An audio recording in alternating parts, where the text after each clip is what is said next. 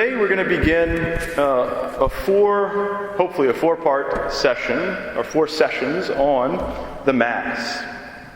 So it's going to go into a lot of detail. And the reason I'm doing this is because we're talking about prayer, right? Prayer is our relationship with God. It's a way to foster that relationship. And the greatest prayer that we have is the Mass. Right? It kind of encapsulates and incorporates all of the different types of prayer that we've talked about so far. I won't go into too much detail on that today because we'll get it throughout the next few sessions. But we have readings from sacred Scripture. Right? We're celebrating the liturgy, like we talked about in the Liturgy of the Hours. We meditate on the Word. Right? We unpack it in the homily. Right? All of these things are incorporated in the celebration of the Mass. And I think it's important to do this because if you're like me, then you come to Mass and you sit there and you go, why am I here? Right? This is incredibly boring. My parents made me go, so I went to Mass when I was a kid. And it wasn't until I was, I guess, about your age and into college that I really started to understand and really enjoy the Mass. And so I want to try to explain it as best I can to help you to be able to understand it so that you can enjoy it a little more. And so one of the complaints, I guess, we hear about the Mass is that it's repetitive, right? We do the same thing over and over and over again, and it gets boring. It's a valid argument, but a counter-argument is that we actually really like and desire routine. We like and desire ritual, right? And that's what we're doing when we're celebrating the Mass. We're doing rituals, right? And to prove that we like rituals, even if we don't think we do, there are about 102 to 103,000 people that every Saturday that LSU has a home game makes a trip to Baton Rouge, and they do the exact same thing. They have their spot where they go to tailgate, when you could do that pre-COVID. They have usually their meal that they bring. They have the same people that they go with. They walk to the same spot, the same area, to watch the band pass by at the same time, playing the same music, marching the same march. And then they walk in, usually through the same gate that they walk in every time. Get to their seat the same way, the same seat. Watch the same thing unfold over and over again, and they never lose interest. The players are even more interesting, and we'll get into that a lot more as we start the vesting prayers. They have all of these rituals. Some of them are superstitious, right? They have to put the left sock on first, then the right one. And then they have an order and a pattern for everything that they do. Their warm-up routine is the same every time. And so we really like ritual if we know why we're doing it. And so that's what I hope to bring out in this little session. The other little analogy I thought of is that I really love music. And I love the fact that we have digital music. When I was in high school, I listened to CDs like a caveman, and they would get scratched. And I remember thinking to myself, there's got to be a way that they can put this on some sort of chip or some sort of electronic device where it won't skip, it won't get scratched. And then it's like the people in charge read my mind, and they came out with MP3s. And man, if you had an MP3 player when I was in high school, you were like the coolest kid ever. And I love the fact that you can have all of the music you want and could ever desire to listen to on your phone. Right? I have Spotify, and I can find just about anything, unless it's like Prince or Garth Brooks who banned their stuff from being on there. I can find anything I want to listen to. And I've started this list, this playlist. It's a very unique title. You're going to be very impressed. It's called Songs I Like. And it's a list of, wait for it, all of the songs that I like. And so often I'll just go to that and put it on shuffle, and it'll just constantly bring up songs that I like. It's amazing. But sometimes I get tired of that. In fact, I was on a trip back from Texas with my friends this past week. I have friends. And we were doing this, right? We were shuffling through songs. And I'm driving, so I wasn't using my phone because I'm responsible. And I said, hey, why don't you put on this album? And we're going to just take it off a shuffle. We're going to listen all the way through. That's one thing that I don't like about digital music, is that we lose that listening to things all the way through. And it's amazing because when I do it, there are certain albums that I've listened to so many times that as soon as one song is ending, I'm already thinking of and humming the next song to myself because I know what's coming. Right? All of that, very lengthy description, to say that we love knowing what's coming next. Right? We love having rituals. We love having an order to things. In fact, that's the first thing that God did. He imposed order on disorder. Right? He created the heavens and the earth, and it was a formless mass, the scriptures say. And then God began imposing order. Right? And so we like order, we just need to know why. So let's go back to that football analogy, right? Even though baseball's a better game, we'll stick with football. Imagine going to a football game, and maybe you don't have to imagine, maybe this is actually the case for you. Imagine going to a football game, and you don't even know the rules.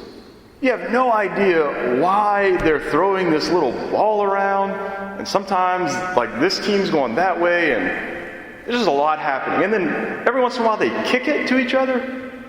If you had no idea what football was, it would be very strange to sit there and watch a game. And it would probably not be too much fun. It's kind of like, I want to know what's going on in cricket, but I can't watch it very long because I don't understand the rules. And it drives me crazy that I don't know what they're doing. Right? And so if we know what's going on, the same is true with the Mass. If we know what's going on, it's much more interesting. Right? Than just sitting there and saying, oh, we're doing all this stuff again. I'm getting my exercise in, so we're kneeling, and now we're standing, and we sit. Oh my goodness, when is this going to be over? Father's still talking. It's so much.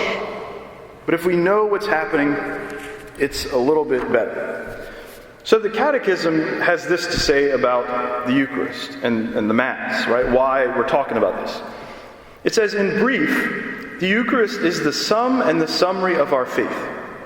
Our way of thinking is attuned to the Eucharist, and the Eucharist, in turn, confirms our way of thinking. This is a very big point. This is why I'm taking the time and making the effort and making you sit there and listen to this. Right? Because the Eucharist, it says, is the sum and the source of our faith. Right? It is all of our faith packed into one thing. Right? It is the most important. And this is incredibly important. Our way of thinking is attuned to the Eucharist, and the Eucharist in turn confirms our way of thinking. Right? We need to think with the church. And so to think with the church, the best way to do that is to be in tune with the Eucharist, right? Because the Eucharist guides us on that way. And so if we don't understand, if we don't know what the church teaches about the Mass, then we don't know our faith. Right? This is the most important thing that we do. Probably about 85% of the people that come to Mass on Sunday, that's the only time of the week I'm going to see them. This is incredibly important, and so we need to know what it is that we're doing. And this is why I'll turn the tables a little bit and fuss at myself for a little bit, and all the other priests. This is why it's so important for us priests to make sure that we do the Mass the way that the church tells us to do it. I can't just make up stuff and put it in the Mass. That would be very unfair to you and to myself and to the whole church. Right? Because maybe I'm putting in something that's not the church's thinking but my thinking. And if you see it at the Mass, you're going to start to think that's what the church says. And it's not. Right? And so I have to be very careful. That's why I look at the book the whole time. I've been saying Mass for almost 7 years now. I pretty much know what the book says. But I look at it to make sure that I never stray. To make sure that I'm doing exactly what the church asks of me. Right? So we need to make sure that we take it very seriously. And another sort of point in that is the liturgy, the Mass, didn't just sort of pop up overnight. Right? The church has been around for 2,000 years. Who am I to say that I know better than the church who's thought about this for 2,000 years? I've been doing it for 7. I think the church knows a little better than me. Right? And so I do what the church asks me to do. And you love it. You might not know it, but you love it. And I know that you love it because I can't tell you how many times people have come up to me after Mass, after a funeral, after a wedding, whatever it is, and they say, "Father, that was a beautiful Mass." And I'm not saying this to pat myself on the back. They'll say, "Father, that was a beautiful Mass." It always shocks me. And I usually tell them, "Thanks, I did what the book said." It's that easy. Right? It would be much more work for me to make up something. It's so easy. I just do what the book says. That's it. Try to pray it and move on with my life. Right? And so it's very, very important that we keep it the way it is. And this principle that we're talking about actually has a name. It's called lex orandi, lex credendi. It's a Latin term. If you're at your party, you can throw it around with your friends and impress them. I probably won't, but you can. So it means that the law of prayer is the law of belief. How we pray forms our belief. And so again, we have to make sure that we're praying the way that the church says, so that we believe the way the church says, and we believe in what the church says. And then we can add lex videndi. So the law of prayer is the law of belief, and that expresses itself in the law of life, right? How we live. So we come to Mass to see how the church prays and to pray with the church, so that we can be formed in our beliefs to believe with the church, so that then we can go out into the world and live with the church. Okay? There's a lot going on behind the scenes that we don't even think about all the time, right? So what is the Mass? The Mass is a participation in the Heavenly Liturgy. So the last book of Scripture, right, Revelation, is a description of heaven. It's very bizarre in a lot of ways, and you probably need somebody to explain it to you. I need somebody to explain it to me. But it's a description of the Heavenly Liturgy. What is going on in heaven? In heaven, it is a constant glorifying and praising and worship of God. Right? Seeing God face to face and worshiping Him. Right?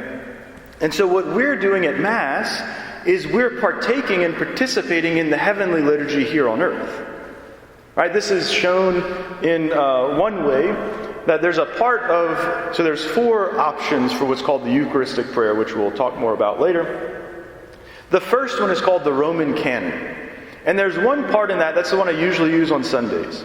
There's one part in it where the priest will bow down and say a little part of it. And it's talking about asking that God would send His angel to take these gifts to the altar in heaven, so that we may receive from this altar what is happening in heaven.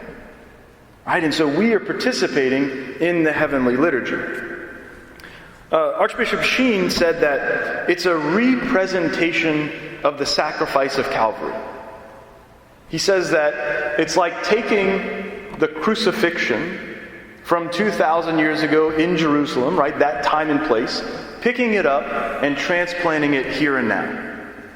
So every time the priest says Mass, we're participating in the one sacrifice of Christ on the cross, right? We're not re-crucifying Him, but we're making the one sacrifice present again here and now.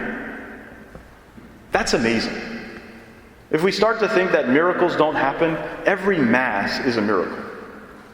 That we are participating in the one sacrifice of Jesus on the cross, and that for some reason He's chosen very weak and weird people like me to be able to say words and transform bread and wine into the body, blood, soul, and divinity of Jesus. That's crazy. Right? That's a miracle every time we come to Mass. And so we should focus in on it as if it is that. So at Mass, heaven and earth meet. The Church teaches us that at every Mass, every saint and every angel is present. So that means that, yes, all of the big saints, right? We're hanging out with St. Thomas Aquinas and St. Augustine and St. Therese of Lisieux and St. Catherine of Siena. But that also means that if my grandfather, Dr. N.C. Boudreau, or my other grandfather, Vernus Broussard, or my grandmother, Eula Broussard, if they've made it to heaven, then they're with us every time we celebrate Mass. And so they're closer to us, they're closer to me than we ever were on earth. And so we should call that to mind, right? That we are in communion with all of the angels and saints. And again, this is brought up in the funeral liturgy. So in the funeral liturgy, at one point it says that the ties that we form on earth are not undone with death. And so not only do we still have a relationship with our deceased friends and family, but in so many ways, that relationship is even stronger. Right? We're closer to them than we ever were on earth, no matter how close we were. So why do we need this? Well, we have it because Jesus instituted the Eucharist, right, the celebration of the Mass, on Holy Thursday. Right before he was going to be arrested and tortured and crucified, he had the Last Supper. It celebrated the Passover with his apostles. And he instructed them to do what he was doing after him. And so we carry on that commandment of Jesus to the apostles to do this in memory of him every time we celebrate the Mass. Right? And Jesus gave that to us as a way to remain with us. Right? He said, I'm not going to leave you orphans. I'm not going to abandon you. And so he left the Mass and the Eucharist for us to be in communion with him. And it's the most perfect act of worship. It's the most perfect prayer that we can pray. Right? We're talking about prayer in this whole series. This is the most perfect prayer that we can pray. And it's the most perfect prayer we can pray because it's the prayer of Jesus himself. It's the offering that Jesus made to the Father. And so we are, again, representing that offering to the Father. The analogy I like to use, I may have told you this already, I don't remember. The analogy I like to use is, it's like if you had to buy your dad a birthday gift, and you're like, Dad's so hard to buy for, I don't know what to get him. And so you go to him and you say, hey Dad, what do you want for your birthday? And he tells you. You can't lose, you can't fail. Right? You know exactly what he wants because he's told you. All you have to do is give it to him. That's what the Mass is. It's the prayer that Jesus said that the Father wants. And so we offer it to him. And we know that it's going to be the perfect offering. We know that it's going to satisfy him. But we'll go a step farther. What if your dad told you what he wanted, but you had no way of paying for it? My dad flies. He's a pilot. He's an amateur pilot. And so what if he told me, you know what, I want a jet. I would say, great, Dad, but you're not going to get that because I can't afford it.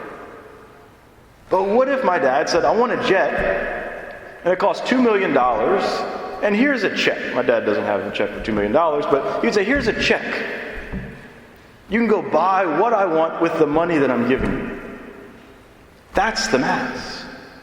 We're offering the perfect sacrifice to God the Father that on our own we have no ability to be able to offer. But God gives it to us and says, here, look, just offer this to me. And that is going to be the perfect gift. Right? And so that's why we celebrate the Mass. Why do we celebrate Mass? Well, we celebrate Mass every day, but why does the Church command that we go to Mass on Sunday? The Church commands that we go to Mass on Sunday because that is our holy day. Right? The Sabbath for the Jews was on Saturday. So that was the seventh day, the day of rest that we hear about in the book of Genesis. Right? God created the world in 6 days, and on the seventh day, because he had completed all of his work, he rested. We celebrate Sunday because that's the day of the resurrection. Right? That's the day whenever the apostles went to the tomb and found the tomb empty, and Mary Magdalene, right? And so we celebrate Sunday as our holy day because that's the day of the resurrection. And that's what our entire faith revolves around, right? That's why we're celebrating Easter for 8 days. That's why those 3 days of Holy Thursday, Good Friday, and Holy Saturday are the sort of culmination of all of the whole year for us. Right? And then we celebrate Easter Sunday. And that's why so many people come to Mass on Easter Sunday. There are so many people that come to Mass on Easter Sunday that never come again the whole year. But they still know that it's important to get there on Easter Sunday. Right? And so we go every Sunday to remind ourselves every single week of the resurrection and to partake of the Mass, right? To offer that gift to God the Father. And so that's why we celebrate on Sunday.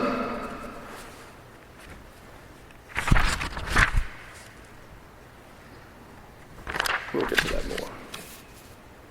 So we have a job in Mass. Well, you have. I usually say we, but I can't say we here. You have a job in Mass, right? You know I have a job because you see me doing it, right? I'm doing all the stuff.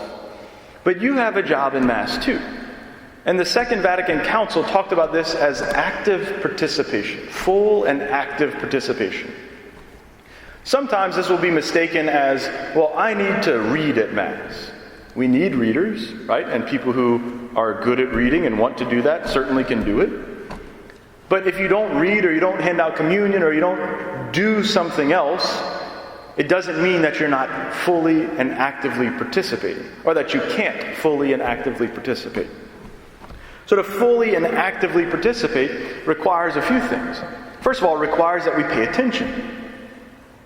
That we actually are trying to focus on what's going on. I remember as a very young kid, we would sit right there, either the first or second pew, right in front. Not in this church, but at St. Mary's in Lafayette. Every week we were right there, and my parents marched us up to the front so that we had to behave.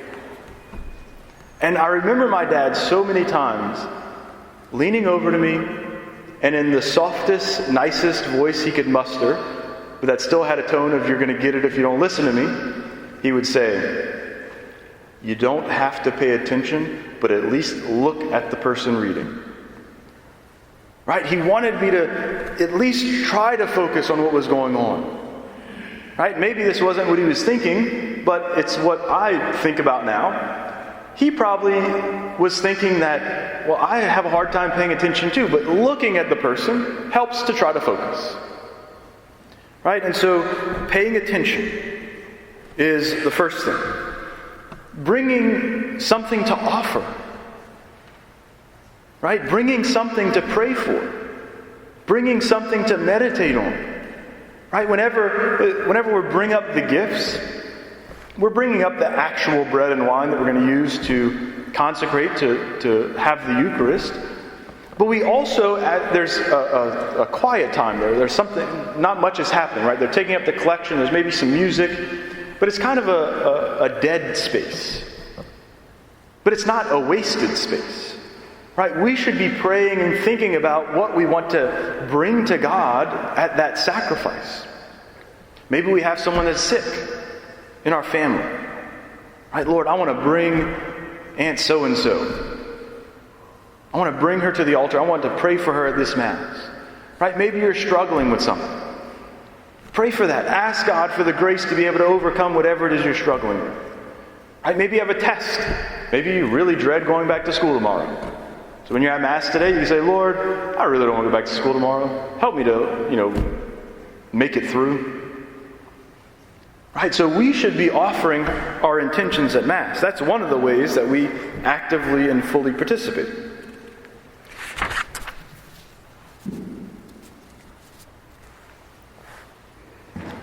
So there are a lot of different names for the Mass. So we call it the Eucharist, right, which means to give thanks. And so primarily what we're doing when we come to Mass is we're giving thanks. Giving thanks for what? Giving thanks for the fact that we were dead in sin, and through what we're about to reenact, passion, death, and resurrection of Jesus, we now have life.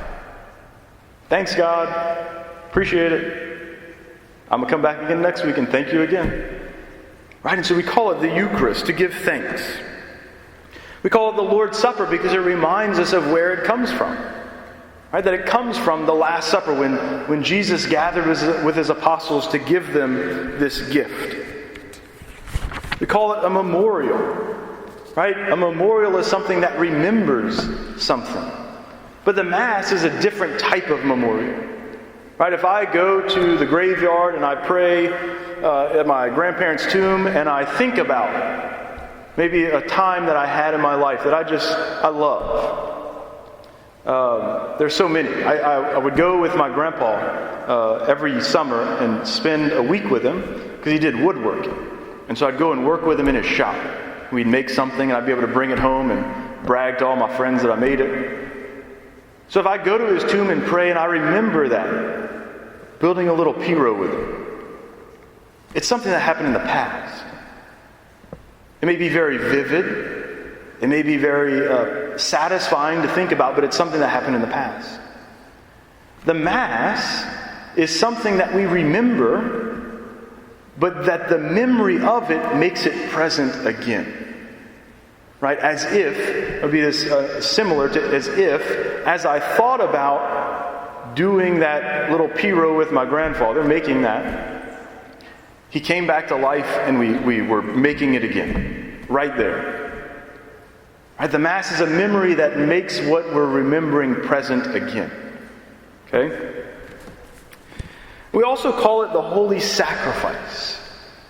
Right? This is one of the terms that has kind of gone away, right? The Holy Sacrifice of the Mass. Because it is a sacrifice. If we read the Old Testament, God prepared his people for the Mass by having animal sacrifices. But then the ultimate sacrifice was the sacrifice of Jesus on the cross. And so again, to remind us, this has been a little theme in my prayer and in my preaching over the last couple months, but to remind us of the cost of what we're doing. Right? It costs something for us to have the Mass. It cost Jesus his life. And so we're celebrating the holy sacrifice of the Mass. And hopefully it helps us to sacrifice. Right? To more and more be able to sacrifice ourselves for others. It's also called the Holy Mass. Right? So Mass, the word in Latin is missa. And it comes from the word that means mission, right? Being sent. And so at the end of Mass, there's a dismissal, right? The one I use is go forth, the Mass is ended. That we're not meant to just come here and stay here. But that once we receive from God, we're then sent out on mission to go and proclaim what we've heard, what we've experienced to the world.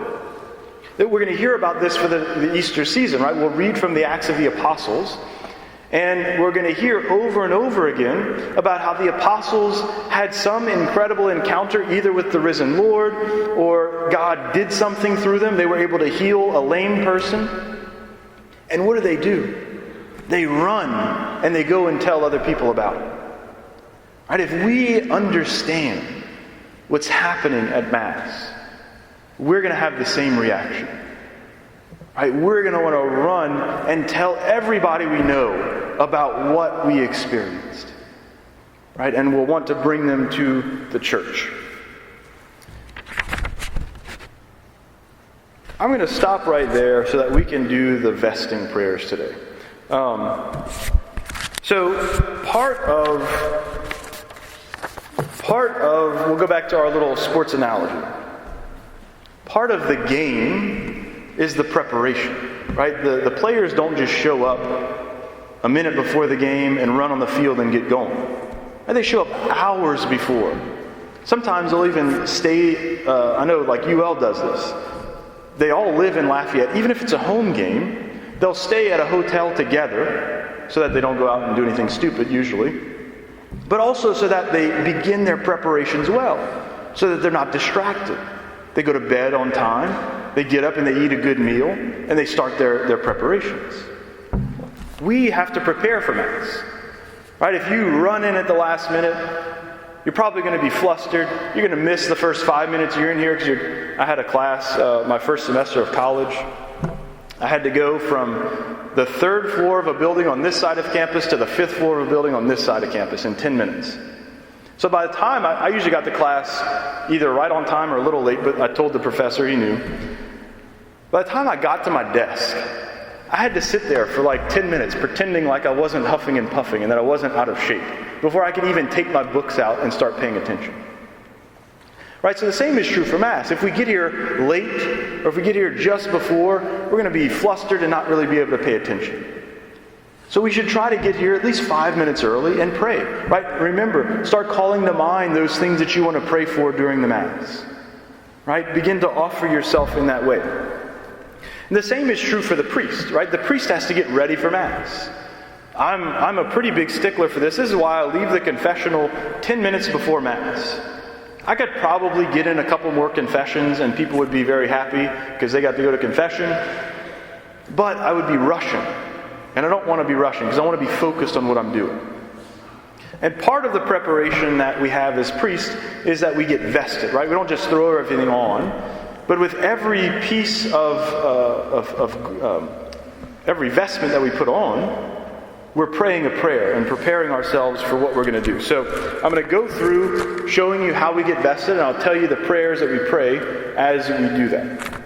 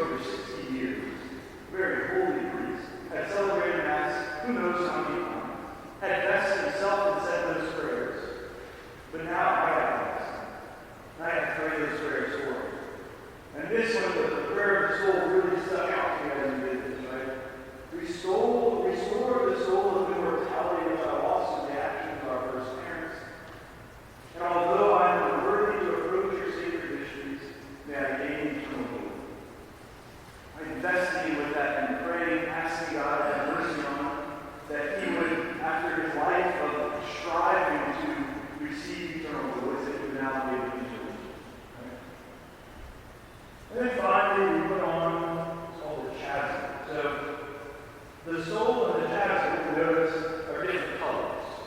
Right? They help us to remember what's going on in the church year. So during Lent, we wore purple. Purple is a sign of penance and fasting.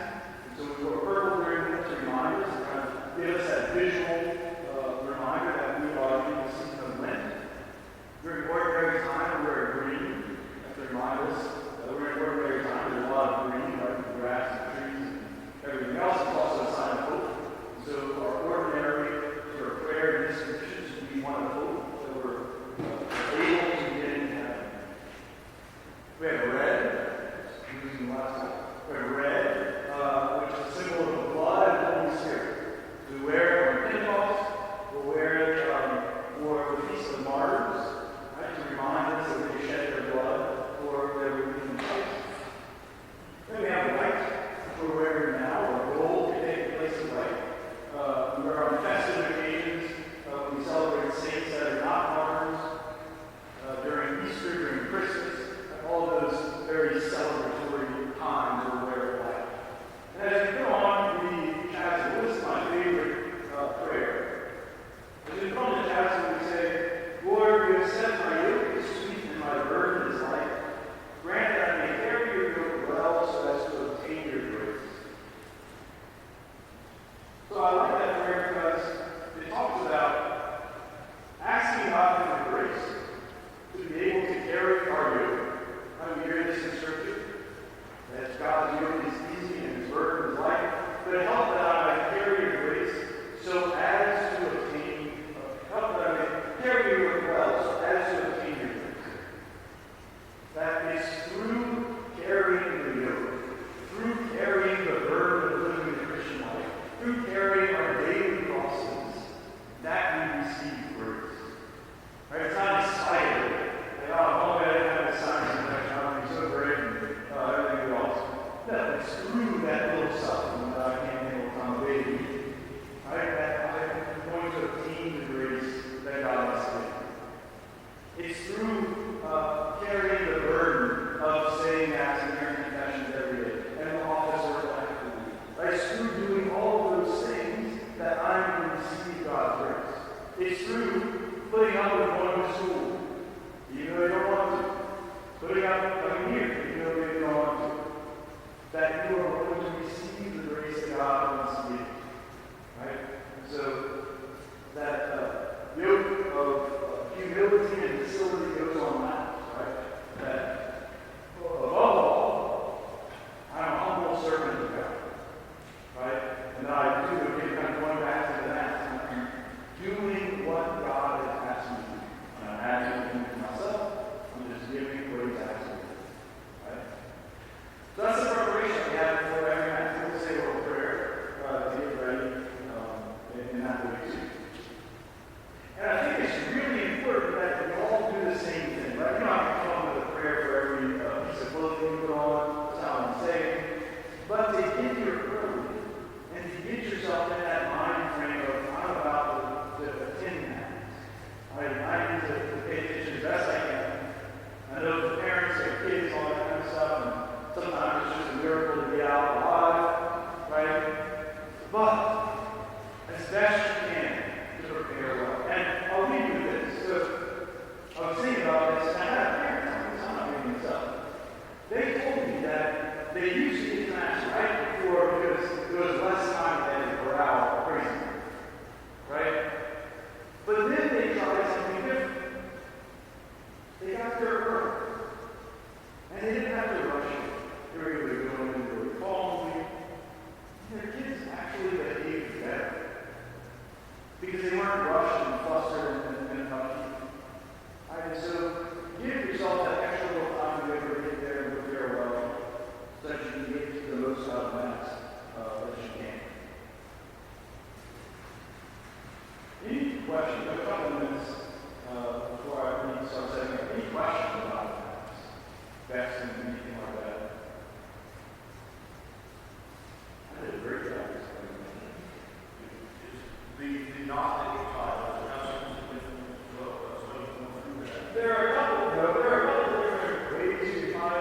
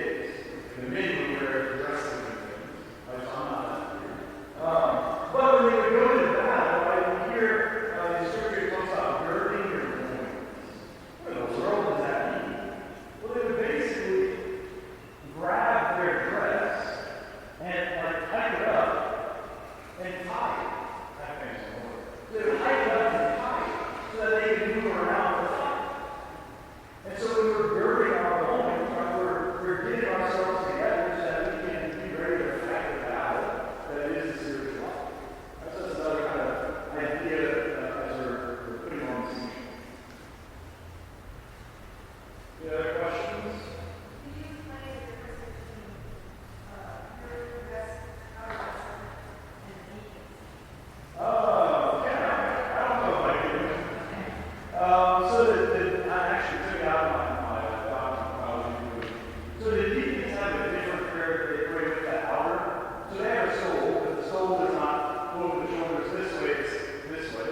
And you can always remember which way it goes, because it's Father, Son, and Holy Spirit. Right? The dogmatic, I don't remember the prayer, because I didn't pray for that one. But so the priest is ordained a deacon first. At least 6 months before you're ordained a priest, you're ordained a deacon. So I'm always a deacon, so I'm also a priest. And so to show that, so we celebrate what's called the ordinary form of Mass. Well, pre-Vatican II, they celebrated it's now the extraordinary form, right? And in a high Mass, in the extraordinary form, the bishop would put on the dogmatic first, and then the chaplain would. So y'all think the church is old now. We had to do that in the old, because they're wearing like 5 layers of things. And those vestments are usually very, very thick. So, I don't have a better explanation than that. Sorry. Alright, so I'm going to finish setting up the adoration. If you need to use the restroom, you can do so, but get back in here. You have to stay for Holy Hour. It's part of your program. I caught someone, I had to go for evaluations, seminaries. I caught someone walking out. How can I find them? Alright, part of the program, right? And it's not because I'm just a jerk, I might be a jerk, it's not just because of that. It's because I'm throwing so much at you during these sessions that hopefully you're latching on to one little thing. And you can take it and pray about it and see how it can affect your life, right? This is not just